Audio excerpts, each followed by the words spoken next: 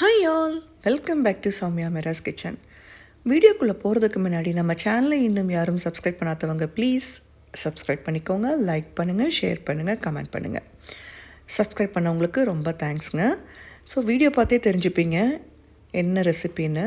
மரவள்ளிக்கிழங்கு தோசை தாங்க. இதுதான் மரவள்ளிக்கிழங்கு. இதை வச்சு தான் நம்ம மரவள்ளிக்கிழங்கு அடை பண்ண போகிறோம், அடை தோசை பண்ண போகிறோம். சரிங்களா? வாங்க அது எப்படி பண்ணலான்னு பார்க்கலாம். ஸோ நான் ஒரு 2.5 கப்பு வடைப்பருப்பு எடுத்து வச்சுருக்கேங்க. வடைப்பருப்பு நீங்கள் யூஸ் பண்ணிக்கலாம், இல்லாட்டி கடலைப்பருப்பு இருக்குது சொல்லுவாங்க இல்லையா, அதுவும் யூஸ் பண்ணிக்கலாம். அதுக்கப்புறம் பார்த்திங்கன்னா 1/2 கப்பு ரைஸுங்க, பச்சரிசி. அப்புறம் 1/4 கப்பு உளுந்து. ஓகேங்களா? அப்புறம் நல்லா வாஷ் பண்ணிக்கிட்டு நீங்கள் ஒரு 4 ஹவர்ஸ் ஊற விட்டுருங்க.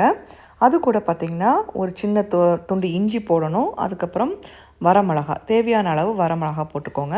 மரவள்ளிக்கிழங்கை இந்த மாதிரி தோல் உரிச்சிட்டு குட்டி குட்டி பீசஸாக இந்த மாதிரி கட் பண்ணி வச்சுக்கோங்க. சரிங்களா? இது எல்லாமே சேர்த்து போட்டு நம்ம அரைக்க வேண்டியதான். பட் அரிசியும் பருப்பும் நல்லா ஊறினதுக்கப்புறம் நம்ம அரைச்சிக்கலாங்க. ஸோ இதுதான் மரவள்ளிக்கிழங்கு. இதை நம்ம குட்டி குட்டி க்யூப்ஸ் மாதிரி கட் பண்ணி வச்சுக்கோங்க.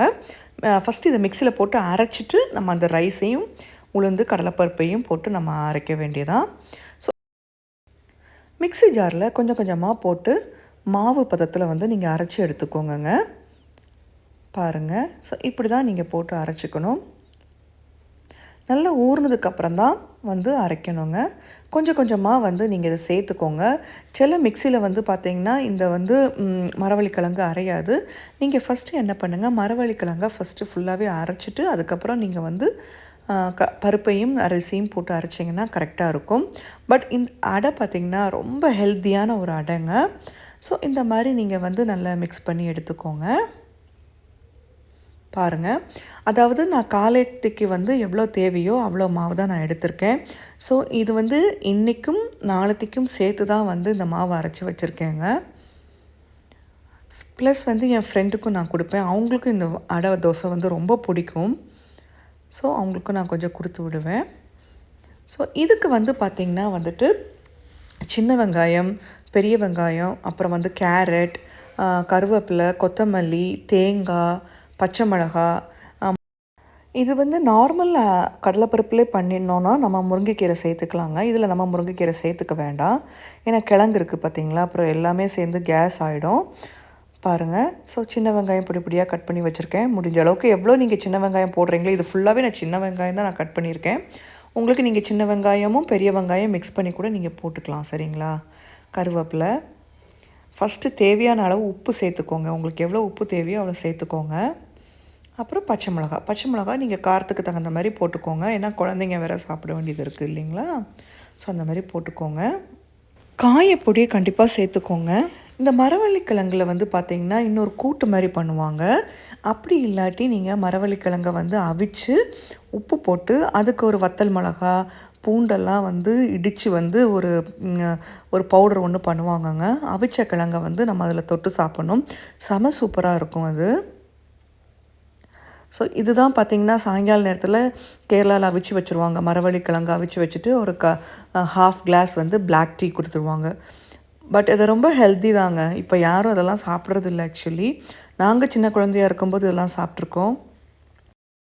தண்ணி தேவைப்பட்டால் கொஞ்சமாக ஆட் பண்ணிக்கோங்க. இதுக்கு நல்லெண்ணெய் தாங்க பெஸ்ட்டு. நல்லெண்ணெய் தான் நம்ம ஊற்றணும். சரிங்களா? வாத்தெடுக்கிறதுக்கு கல் சூடானதுக்கப்புறம் பார்த்திங்கன்னா மாவை போட்டுக்கோங்க. தோசை பதத்தில் வாத்து எடுத்துக்கோங்க. நல்லெண்ணெய் ஊற்றிக்கோங்க. நல்லெண்ணெய் அவ்வளோ டேஸ்ட்டாக இருக்குங்க. இதுக்கு தொட்டுக்கேன்னு பார்த்திங்கன்னா தேங்காய் துவையல். ஓகேங்களா? பச்சை மிளகாய், இஞ்சி, கருவேப்பிலை, தேங்காய், புளி, உப்பு வச்சு துவையல் கன்சிஸ்டன்சியில் அரைச்சி நீங்கள் இதுக்கு எடுத்துக்கலாம். ப்ளஸ் சின்ன குழந்தைங்க எப்படி சாப்பிடுவாங்கன்னு பார்த்திங்கன்னா வெள்ளை பொடி இருக்குது பார்த்திங்களா, சர்க்கரை பொடி, அதை வச்சு சாப்பிடுவாங்க. ஸோ இன்னுமே எனக்கு கொஞ்சம் ஸ்ப்ரெட் பண்ணிக்கலாம். ஸ்ப்ரெட் பண்ணிவிட்டு நல்லெண்ணெய் போட்டுக்கோங்க. நல்லா கிறிஸ்பியாகவும் வரும். ஆக்சுவலி இது டேஸ்ட்டு செம சூப்பராக இருக்குங்க. கண்டிப்பாக நீங்கள் ட்ரை பண்ணி பார்த்துட்டு எனக்கு கமெண்ட் பாக்ஸில் சொல்லுங்கள். இன்னொரு வீடியோவில் நம்ம திருப்பி சந்திக்கலாங்க. ஸோ துவையல் நான் பாருங்கள், தேங்காய் துவையல் செம்ம காம்பினேஷனுங்க.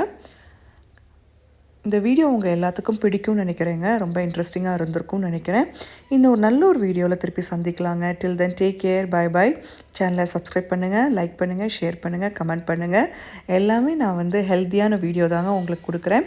கண்டிப்பாக உங்கள்கிட்டேருந்து சப்போர்ட் எனக்கு வந்துட்டுருக்கு. உங்களுக்கு எல்லாத்துக்கும் என்னோடய வீடியோஸ் பிடிக்குது. நல்லதே நினைப்போம், நல்லதே நடக்கட்டும். Keep smiling and be positive always. Bye.